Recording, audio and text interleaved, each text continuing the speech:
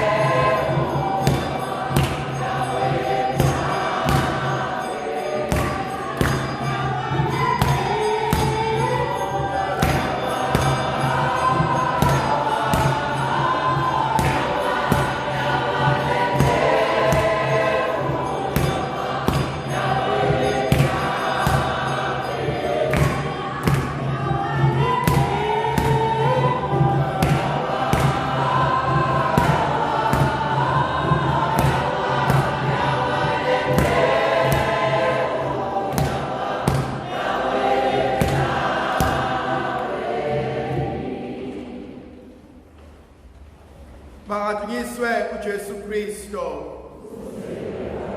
Namhlanje thandwa zami ngifisa sibuke ivangeli lika Lucas sahloso sokuqala ivesi yokuqala kuze kube amashumi amabili nanye. Luke chapter 1 verse 1 to verse 21. Uthi obhala ivangeli lika Lucas baningi abantu asebezamile ukulanda nokubhala nokuxoxa ngezinto ezenzeka mayelana noJesu Kristo. Kodwa ke mina Lucas ngibone kukuhle kuthandeka ukuba ngikulobele ngohlelo oluhlelekileyo ukuze ulazi lonke iqiniso Theophilus othandekayo.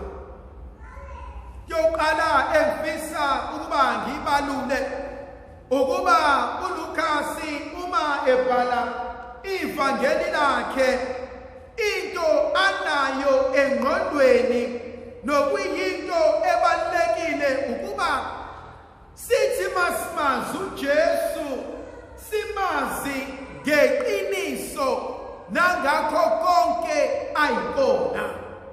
Uthi ngifisa ukuba niliqonde iqiniso ukuthi lokhu okholelwa kona kuliqiniso.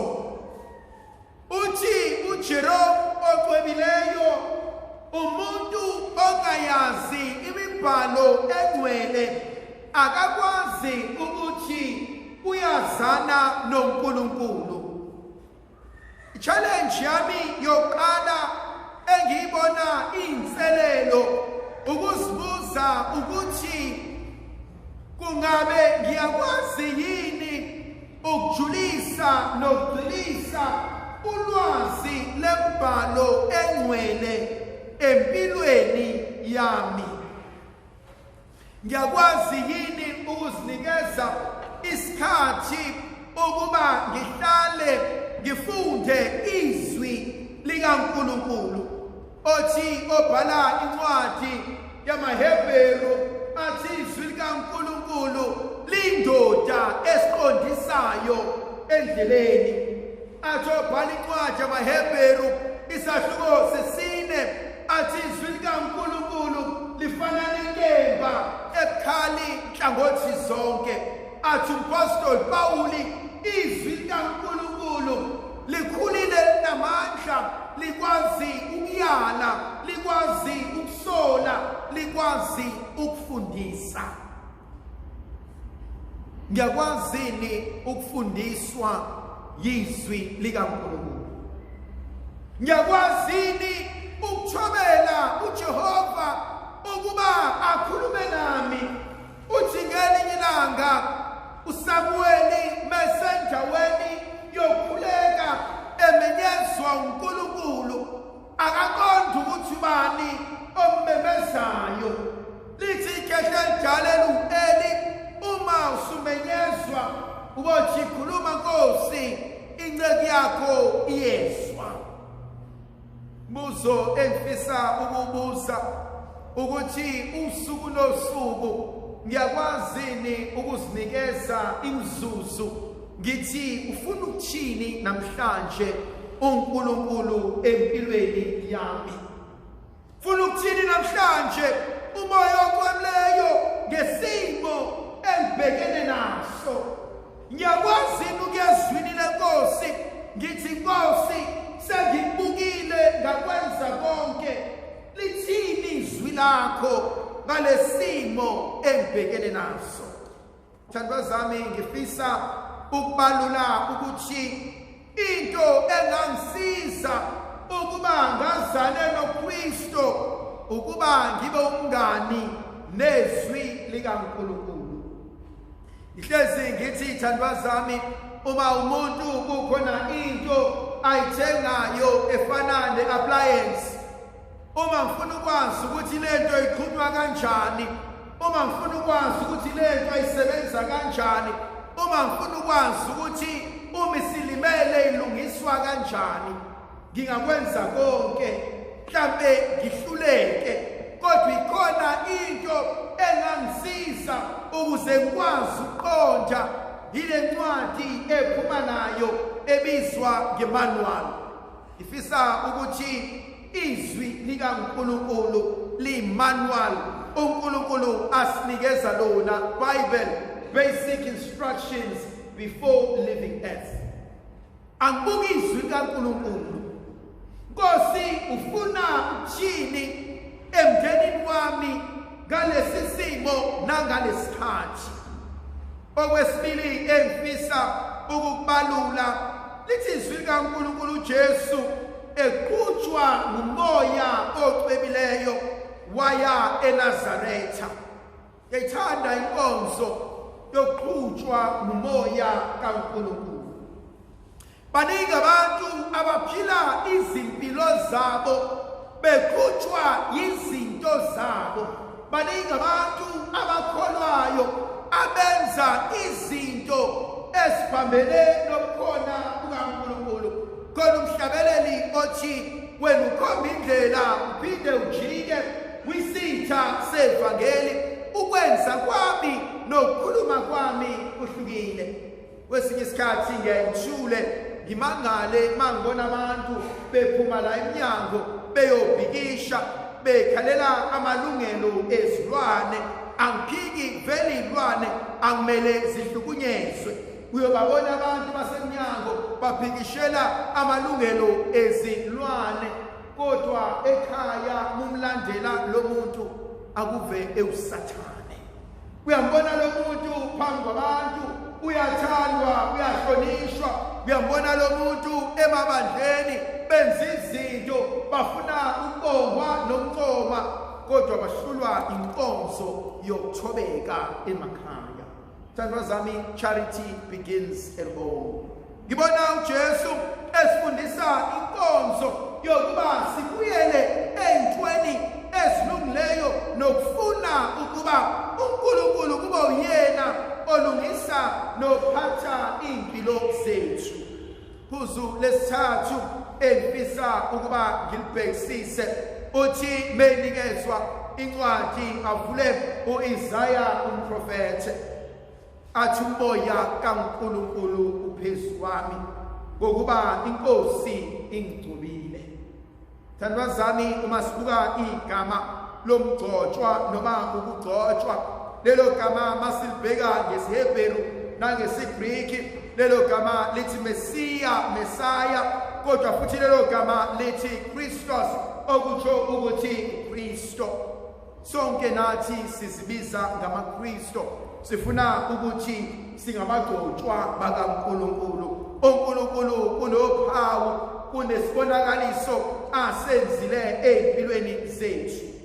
Mbuzo engisibuza wona nengubona kubalekile, ngabe ngiyahamba yini ngenkonzo efanele uKristo?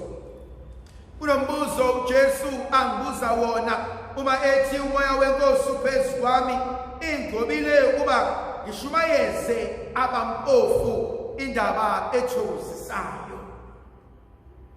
Yini lena oyiswelayo noyidingayo empilweni yakho? Akusiye wonke umuntu olambele isinkwa, akusiye wonke umuntu olambele ukudla, akusiye wonke umuntu oswele umsebenzi. Abanye balambele uthando, abanye balambele ukunakekelwa, abanye balangazelela ukuba ning-understand, ning-accept njengoba nginjena. Baningi abantu abalambile la ngaphandle. Ubona ukulamba kwabo nokuxakeka kwabo ngendlela abenza ngazo izinto. Ubona ukulimala kwabo endleleni ngendlela abaphilisana ngayo nabanye abantu. Jesu inkonzo asibizela kuyona ukuba angibheke iphango lami, ukuba angibheke ukulimala kwami, angibheke la ngishoda, la ngiswela khona, ebese ngimcela ukuba angisize aze angiphe lokudla ongangisiza kungisuthise. Okunye engikubuka kungithinte, ufuna ukuphilisa labo onhliziyo zabo zidabukile, abalimalile endleleni ngobude bendlela isono siyathandela empilweni zethu. Khona abanye abantu othi mubabuka, over the years they have changed. Over the years sebephenduke izilwane ababengezona. Owaqala umazeyikona useshintshile, omunye usevuma ukulimala nokulinyazwa kwamguqula, omunye wavuma izimo adlule kuzona zamshintsha. Ume sehamba sekuhamba igomolonda, yena uqobo lwakhe kade afa. Baningi abantu esihlangana nabo endleleni. Kuvuka kumina ivangeli likaMarkus isahluko sesihlanu, athi uJesu mehlangana nalensizwa evela emalibeni, ebese ibuza uJesu athi igama lakho ungubani? Ethi insizwa, igama lami nginguLigiyoni ngoba sibaningi ngaphakathi. Thandwa zami, khona abanye abantu asebelimele, khona abanye abantu asebezonda impilo yabo. Uma uzibuza ukuthi kahle kahle ubani wena, naye uqobo lwakhe akasazazi. Uthi uJesu namhlanje ufikile ukuba abakhulukise, abaphilise, abahlanze abantu abanjalo. Ebesethi ngifuna ukuba iziboshwa zikhululwe. Bangaka abantu abaphila ematilongweni. We are prisoners of our past. We are prisoners of the current situation.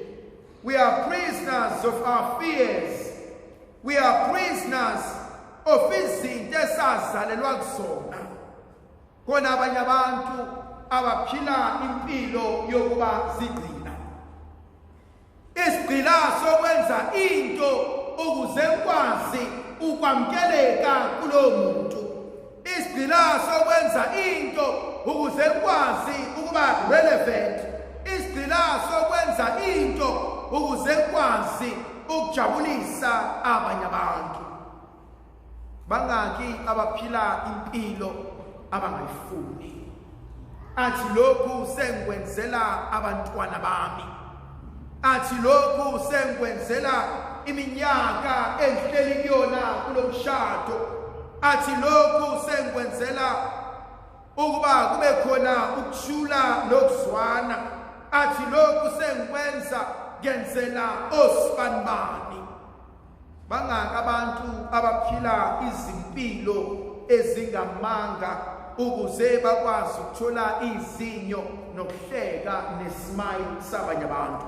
Bangaka abantu abenza izinto kodwa deep down they hate it and they are angry with themselves.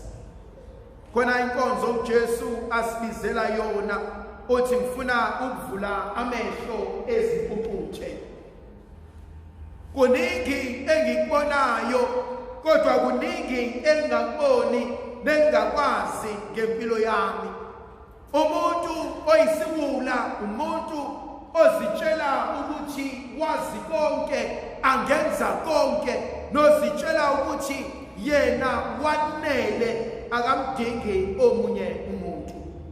Thandwa zami, uma uJesu ekhuluma inkonzo yokuvula amehlo yokusengula lolu lwembu olusemehlweni, angimboni ekhuluma ngamehlo enyama nje kuphela. Mhlambe ukhuluma nangamehlo omoya, emotional. Mhlambe ukhuluma nge-psychological blindness. Omunye mhlambe ukhuluma ngokulimaza nokulimazana kodwa singaboni. uJesu sinika inkonzo yokuba sizizwe sibheke ukuthi leli phunga eliqhamukayo livelaphi. Enye inkonzo yokugcina engibona uJesu esibizela yona uthi ngifuna ukushumayela umoya wesihawu sikaNkulunkulu. Wozani kimi nina nonke enikhatheleyo nenisindwayo ngiza kuniphumuza. Matthew 11 verse 27 uthi thathani kumina nifunde kumina ngoba amagxala bami abanzi futhi wona akwazi ukunithwalisa. Ngimbona namhlanje uNkulunkulu efisa ukusinikeza inkonzo yokulapheka, efuna ukusinikeza inkonzo yokuqala kabusha, inkonzo yokuthethelelwa izono, inkonzo yokulungiselwa lapho sihluleke khona. Ndlovukazi yezulu mayibe nathi sibusise izivikele, sikhanyisele sinika amandla negrasiyali kaNkulunkulu yena obuyise benendodana nomoya ogqibileyo.